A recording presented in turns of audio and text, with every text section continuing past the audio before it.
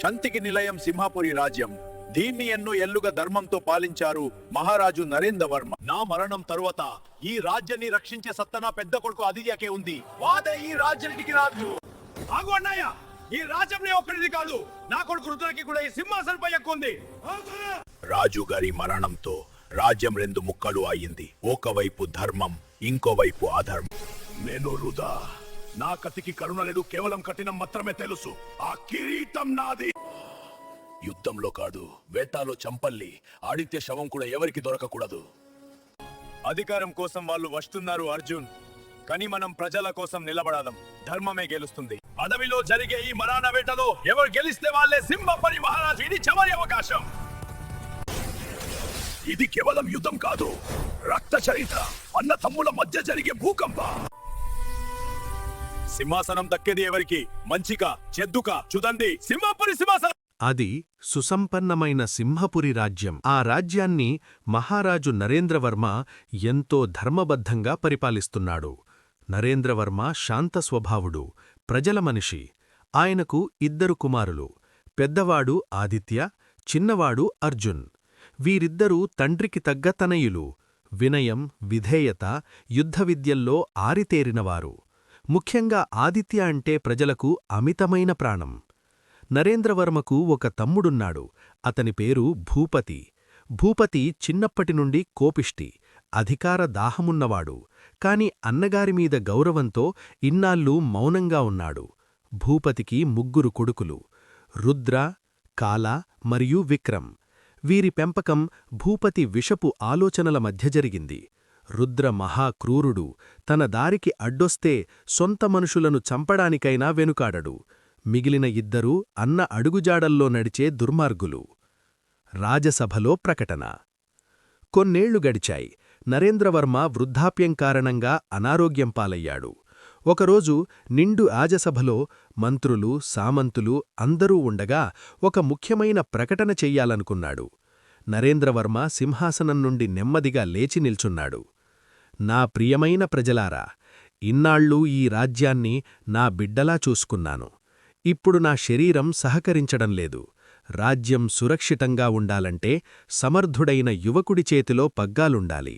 అందుకే నా పెద్ద కుమారుడు, ధైర్యసాహసాలు కలిగిన ఆదిత్యను ఈ రాజ్యానికి కాబోయే రాజుగా ప్రకటిస్తున్నాను అని అన్నాడు.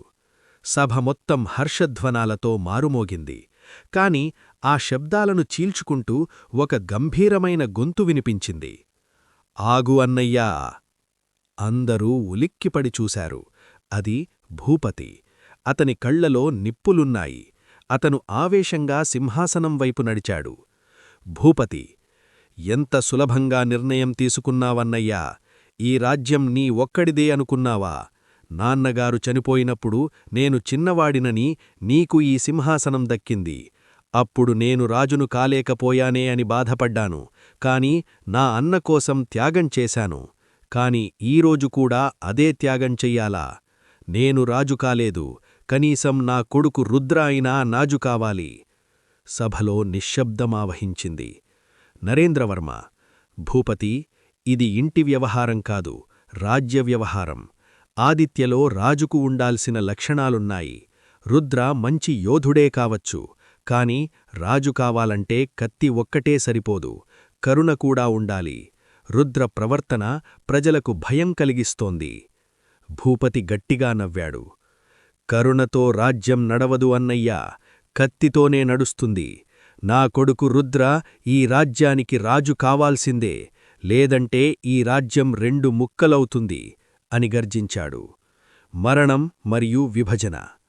ఈ మాట విని నరేంద్రవర్మ గుండె జారిపోయింది. తమ్ముడు, రాజ్యం ముక్కలైతే శత్రువులు చొరబడతారు. అధికారం కోసం ఇంత నీచానికి దిగజారుతావా అని ఆవేదనతో అరుస్తూ గుండెపట్టుకొని సింహాసనం మీదే కుప్పకూలిపోయాడు. నాన్నా అంటూ ఆదిత్య, అర్జున్ పరిగెత్తుకుంటూ వచ్చారు. కాని అప్పటికే నరేంద్రవర్మ ప్రాణాలు వదిలేశాడు. రాజ్యంలో విషాదమలుముకుంది. రాజు మరణం తర్వాత జరగాల్సిన కార్యక్రమాలు జరిగాయి. కాని అంతలోనే అసలు గొడవ మొదలైంది. రాజ్యంలో 2 వర్గాలు ఏర్పడ్డాయి. ధర్మాన్ని నమ్మే సగభాగం ప్రజలు, సైన్యం ఆదిత్యవైపు నిలిచారు. భయంతో లేదా ప్రలోభాలకు లొంగి మిగతా సగం మంది, ముఖ్యంగా క్రూరమైన సైన్యాధిపతులు భూపతి మరియు రుద్రవైపు వెళ్లారు. రుద్ర తన తండ్రి భూపతితో అన్నాడు, నాన్నా, ఆదిత్యను చంపేసి సింహాసనం లాక్కుందాం. భూపతి నవ్వి, వద్దు రుద్ర, ప్రజల ముందు మనం దోషులుగా నిలబడకూడదు. ఒక పోటీ పెడదాం, అందులో గెలిచినవారే రాజు. కాని ఆ పోటీలో ఆదిత్య గెలవకూడదు, అది నీ బాధ్యత. భూపతి రాజగురువుల సమక్షంలో ఒక ప్రతిపాదన పెట్టాడు. సింహాసనం కోసం వారసులు గొడవపడడం సరికాదు. ఆదిత్య మరియు రుద్ర మధ్య బలపరీక్ష జరగాలి. అందులో గెలిచినవారే రాజు. ఆదిత్య శాంతంగా, నేను యుద్ధానికి సిద్ధం, అధికారం కోసం కాదు, నా మాన్నగారి చివరి కోరిక నెరవేర్చడం కోసం అని సవాలు స్వీకరించాడు. కాని రుద్ర, కాల, విక్రమ్ మనసులో వేరే కుట్ర ఉంది. పోటీ పేరుతో ఆదిత్య, అర్జున్ను అంతంచెయ్యడానికి వారొక భయంకరమైన వ్యూహం రచించారు. చీకటి పడుతుండగా రుద్ర తన సోదరులతో కలిసి, రేపు ఉదయం సూర్యుడు వచ్చేలోపే సింహపురి చరిత్ర మారుతుంది అని విలనిజం నిండిన నవ్వు నవ్వాడు. పోటీకి ముందు రోజు రాత్రి సింహపురి అంతా ఉత్కంఠగా ఉంది. విలన్ల కుట్ర. రుద్ర, కాల, విక్రమ్ ముగ్గురూ కలిసి ఒక రహస్య గుహలో సమావేశమయ్యారు. కాల, అన్నా, ఆదిత్య కత్తివిద్యలో ఆరితేరినవాడు, మనం నేరుగా పోరాడితే గెలవడం కష్టం. రుద్ర, అందుకే మనం యుద్ధం చెయ్యం, వేటాడుతాం. రేపు జరగబోయేది అడవి వేటపోటీ. అడవిలో నేను ఏర్పాటు చేసిన ఉచ్చులు ఉంటాయి. ఆదిత్యను అక్కడే సమాధి చేస్తా. విక్రమ్, మరా అర్జున్గాడో? రుద్ర, వాడిని నీకు వదిలేస్తున్నా, వాడి శవం కూడా దొరక్కూడదు. ఆదిత్య ఆలోచన. మరోవైపు ఆదిత్య, అర్జున్ తమ తండ్రి చిత్రపటం ముందు కూర్చుని ఉన్నారు. అర్జున్, అన్నా, బాబాయ్ వాళ్ళు మోసం చేస్తారు, వాళ్ల కళ్లల్లో వంచన కనిపిస్తోంది. ఆదిత్య, నాకు తెలుసు అర్జున్, కాని అధర్మం ఎంత బలమైనదైనా ధర్మం ముందు తలవంచక తప్పదు. మనం ప్రజల కోసం పోరాడుతున్నాం, నువ్వు అప్రమత్తంగా ఉండు. పోటీ ప్రారంభం. మరుమాడు ఉదయం రాజ్య పొలిమేరల్లో ఉన్న దట్టమైన అడవిలో పోటీ మొదలైంది. నియమం ప్రకారం అడవి మధ్యలో ఉన్న పురాతన కోట శిఖరంపై ఉన్న రాజఖడ్గాన్ని ఎవరు ముందుగా తెస్తారో వారే రాజు. రుద్ర, కాల, విక్రమ్ గుర్రాలపై దూసుకెళ్లారు. ఆదిత్య, అర్జున్ వారిని వెంబడించారు. అడవి లోపలికి వెళ్లగానే రుద్ర ప్లాన్ అమలు చేశాడు. దారిలో విషపూరితమైన బాణాలు ఆటోమేటిక్గా వచ్చేలా ఏర్పాట్లున్నాయి. అర్జున్ గుర్రం మీద వెళుతుండగా విక్రమ్ దాక్కుని విషపు బాణం వదిలాడు. అర్జున్ సమయస్ఫూర్తితో గుర్రం నుండి కిందకు దూకి ఆ బాణం నుండి తప్పించుకున్నాడు. విక్రమ్ బయటకు వచ్చి కత్తి దూశాడు. ఇద్దరి మధ్య భీకరమైన పోరు జరిగింది. విక్రమ్ వెనుక నుండి కాల వచ్చి అర్జున్పై దాడి చెయ్యబోతుండగా అర్జున్ అద్భుతమైన విలువిద్యను ప్రదర్శించి ఇద్దరు సోదరులను నిలువరించాడు. వారిని చెట్టుకు కట్టేసి, మిమ్మల్ని చంపడం నాకు క్షణకాలం పని, కాని మా అన్న నాకు నేర్పిన సంస్కారం నన్నాపుతోంది అని చెప్పి ముందుకు సాగాడు. అడవి మధ్యలో ఉన్న పాడుబడిన కోట దగ్గర ఆదిత్య చేరుకున్నాడు. అక్కడ రుద్ర అప్పటికే కాపుకాసి ఉన్నాడు. రుద్ర, రా ఆదిత్య, ఇక్కడికే రా, ఇదే నీ సమాధి.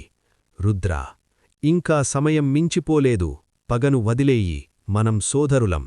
రుద్ర, అధికారం ముందు ఏ బంధాలు ఉండవు అంటూ గొడ్డలితో ఆదిత్యపై దాడి చేశాడు.